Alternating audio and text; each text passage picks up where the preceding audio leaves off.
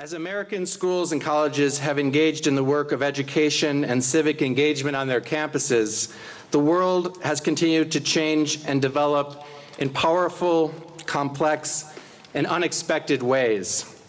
Our nation continues to pursue two wars, one in Iraq, one in Afghanistan, both tied to our leaders' hopes and beliefs that a new era of terrorism and violence might be defeated by the forces and the ideals of democracy. Our Memorial Day weekend here in America reminds us that whatever the challenges and goals defined by our presidents, Democratic or Republican, American men and American women continue to make heroic sacrifices to put these policies into action. We civilians occasionally gain a sense of the professionalism and training and skill and courage and resilience of those who protect us. Our recent Navy SEAL assault on bin Laden's compound in Pakistan is, of course, a striking example. But in large part, we have become an American society that believes that others will train, others will sacrifice, others will suffer, and others will die in our places. I think we can agree that that needs to change. Sarah Abbott is a St. Andrean who has lived a life devoted to the service of her country. She has taken responsibility for protecting you and me, and for representing you and me in this nation and in the world. Sarah was a scholar, athlete, and musician at St. Andrews. She was the first female graduate of this school to attend the United States Naval Academy, where she studied aeronautical and astronautical engineering. She excelled academically at the Academy, captained the Navy sailing team, and researched the effects of space flight on the human body in a joint project with Johns Hopkins University. She graduated in the top 20 of a class of 900 students, and she proceeded to Stanford, where she earned a Master of Science in Aerospace Engineering in 2005. After graduate school, she began flight school with the Navy in Pensacola, Florida, moving on to primary flight training in the T-34 with the VT-28 Rangers of Corpus Christi, Texas, and advanced jet training in the T-45 with the VT-21 Redhawks of Kingsville, Texas. She was designated a naval aviator in 2007, 8 years after graduating from St. Andrews. Lieutenant Abbott deployed with the USS Abraham Lincoln from September of 2010 to March of 2011, and she participated in Operation Enduring Freedom in Afghanistan and Operation New Dawn in Iraq. Lieutenant Abbott has accumulated over 760 flight hours and 185 carrier-arrested landings in the FA-18 and over 1,000 hours total. She is married to Lieutenant Bryce Abbott, who is also a Navy FA-18 pilot. And he is also a graduate in 2003 of the Naval Academy. You can imagine how proud St. Andrews is of this woman, how proud I am as a former teacher and headmaster of Sarah Abbott. We're proud of her brilliance and her courage and her generosity and her idealism that she brings to her personal and professional life. She will inspire you by the example of her life and her words today. Please join me in first thanking her for her service to her country and for embodying the best qualities in a St. Andrews graduate, and secondly, for agreeing to accept my invitation that she received on a carrier in the middle of the ocean to come to St. Andrews on this beautiful day and inspire and enlighten us. Please welcome Sarah.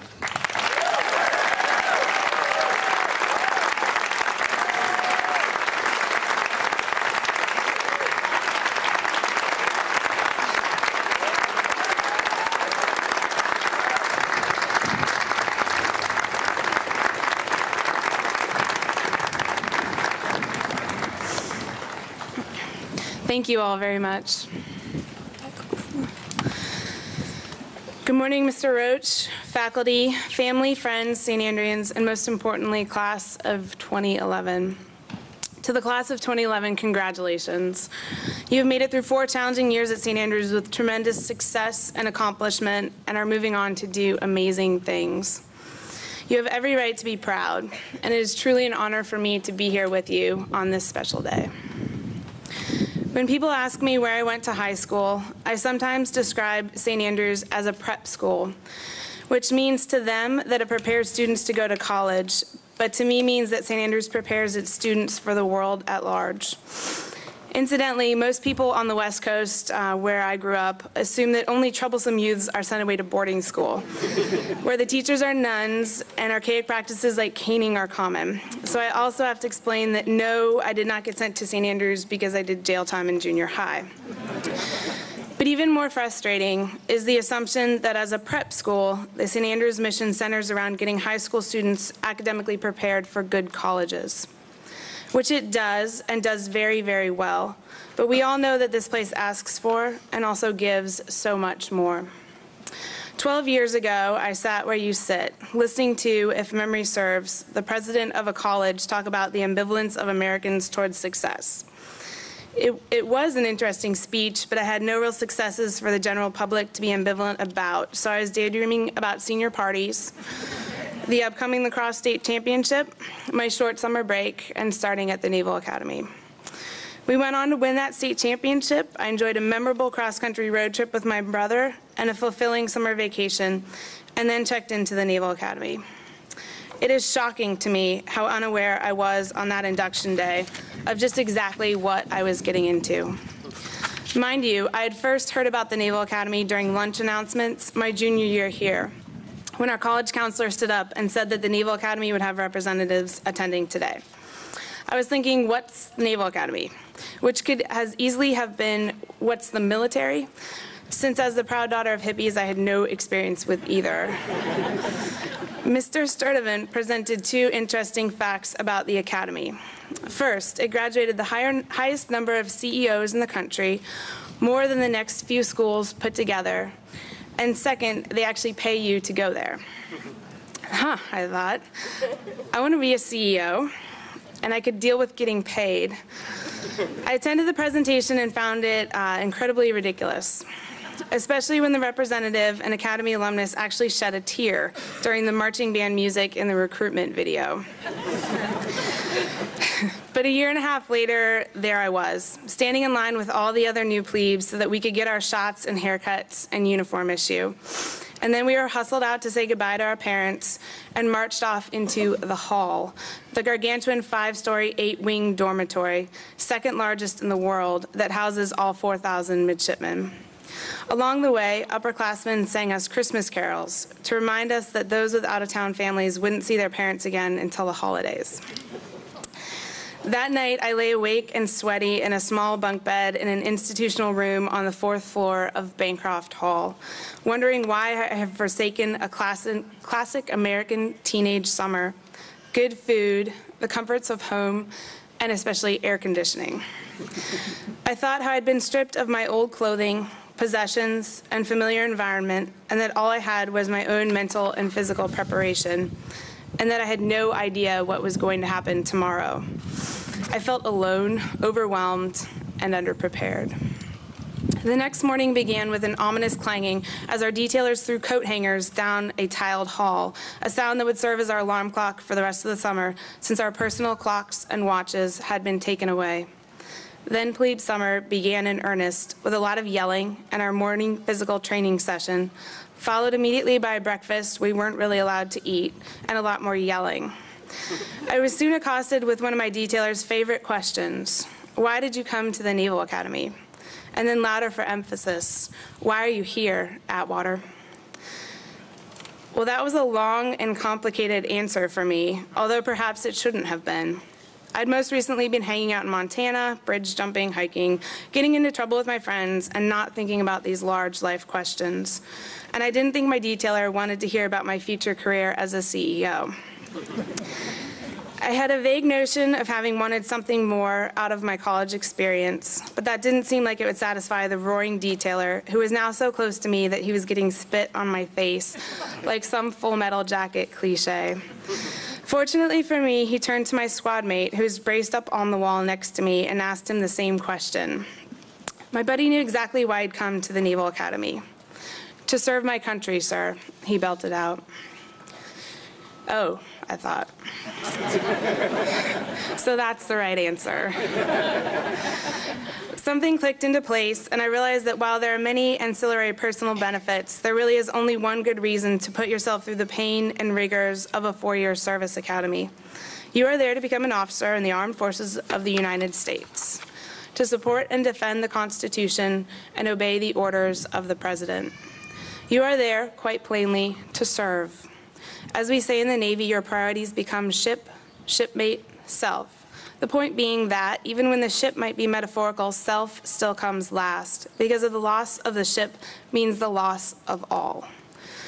On this Memorial Day weekend, I'd like to highlight a type of service that requires much more dedication and sacrifice than an afternoon at the soup kitchen, which is not to belittle in any way an afternoon at the soup kitchen or spent tutoring or engaged in any other type of community service, activities that are all absolutely worthwhile. What I ask you to consider as you leave a place where community service is so ubiquitous and encouraged, easy even, as St. Andrews makes it, is to build on that theme in your life and consider some other types of service that you might not really have thought about. Service that would constitute more sacrifice on your part. I'd like you to think about service to your country, which is not to say you must join the military, but to consider such work-intensive and potentially dreary tasks as becoming an educated voter, attending local town meetings or writing your congressman, and in general, participating in government and our democratic process.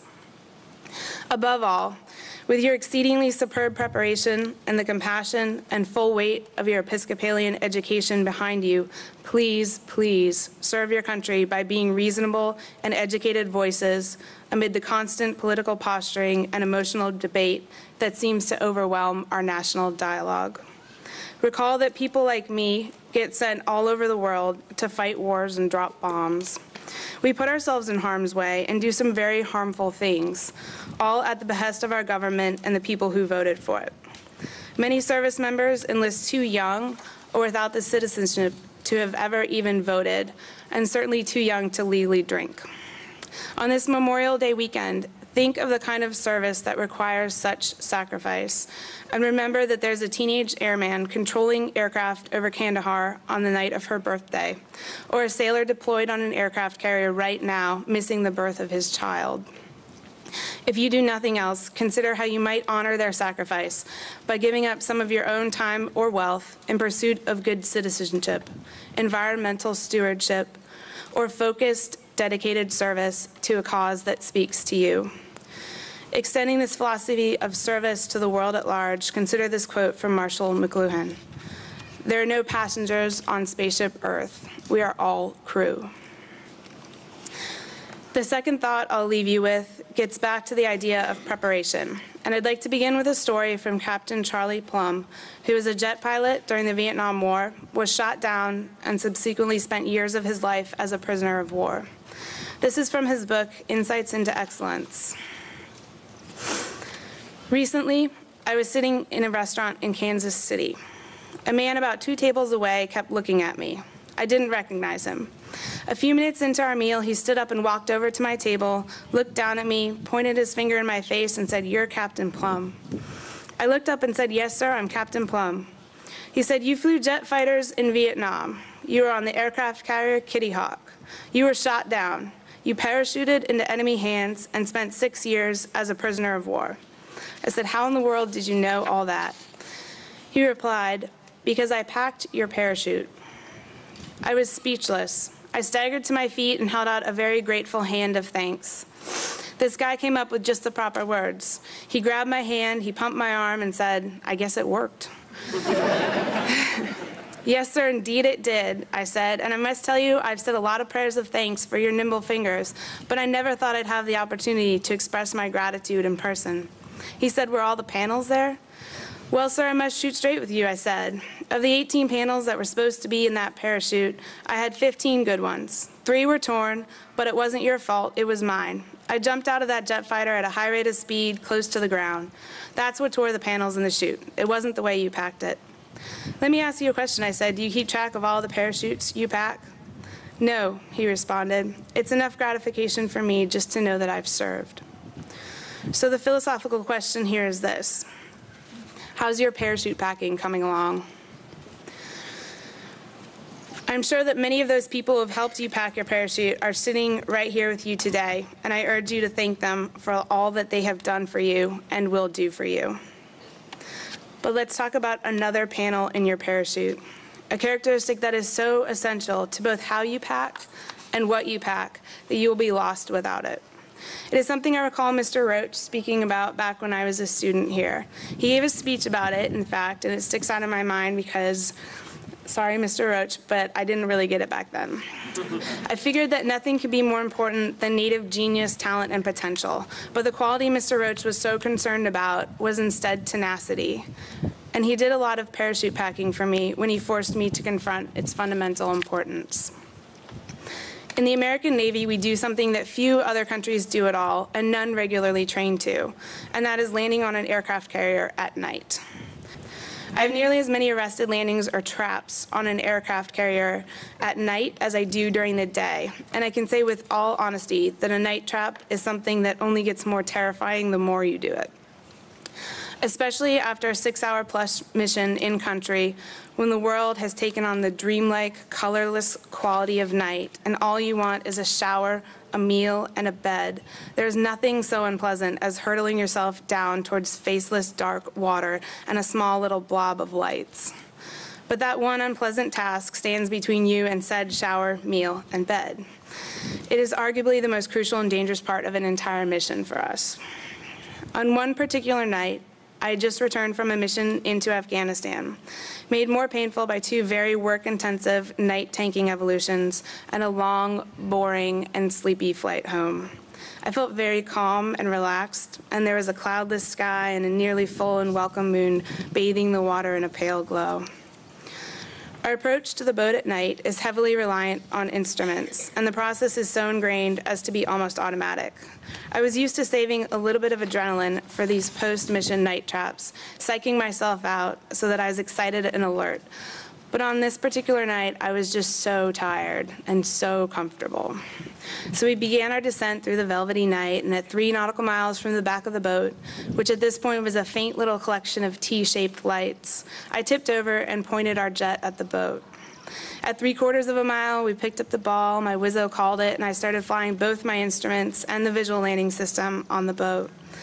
As I got to the in-close position, where you can finally begin to break out the carrier deck, it seemed to be rushing up at me way faster than usual, and my throttle hand began a slow creep forward. And I bolted, which means I got a few feet too high at the ramp, landed past the wires, and did a touch and go rather than catching a wire and arresting. This is an incredibly frustrating and disappointing feeling. Again, shower, food, bed are all in this boat, and you want nothing more than to stop. Plus, the expectation is that a fully trained carrier aviator should stop on the first pass, and everyone else in that recovery likely will. So now I'm flying again. And the only thing worse than having just bolted would be to do it again, which on this night I did again and again. Now I was the only one from that recovery except for the tanker still airborne, and gas was becoming a concern. Each pass I'd do fine until right behind the back of the boat, and then my throttle hand would just start creeping forward and I'd be high again, hoping to catch a 4-wire on the fly, but pretty sure I wouldn't. So here comes that tenacity part. Because I had to hold it together for one more pass, and then another one, until finally I did catch that wire. I couldn't pull over to the side of the road and call my mom. Believe me, I wanted to, but there's not time or gas to take a break when the entire deck of an aircraft carrier is manned and waiting for you. I had to keep trying to land. Naval aviators call this a night in the barrel, and nearly every carrier pilot has one at some point. We say that there are those who have and those who will. But pilot or no, everyone has a point like this sometime, where you're strained to your limit, tired, worn out, vibrating from the effort of it, and your mental toughness comes to task. It is in these moments that you will define your own success. You will find out how well you packed your parachute and who's there with you as you conquer the sudden extremity of a routine task gone bad, a dramatically life-changing event, or the simple daily grind of adult life. It won't be any amount of talent or potential that saves you from the danger that being tired or worn out presents to your goals. It will be your tenacity in hanging on. You all have had the luxury of an excellent education and have a large helping of native genius and thus all the potential in the world. I urge you to take full advantage of what St. Andrews has taught you, to take potential, preparation, and tenacity each in their own right and for their own full worth. Pack your parachute well, realizing that while some panels might fail under great stress, you can hold it all together with your own tenacity and determination. I wish you all great success in your future endeavors. All the best in the world, and again, congratulations.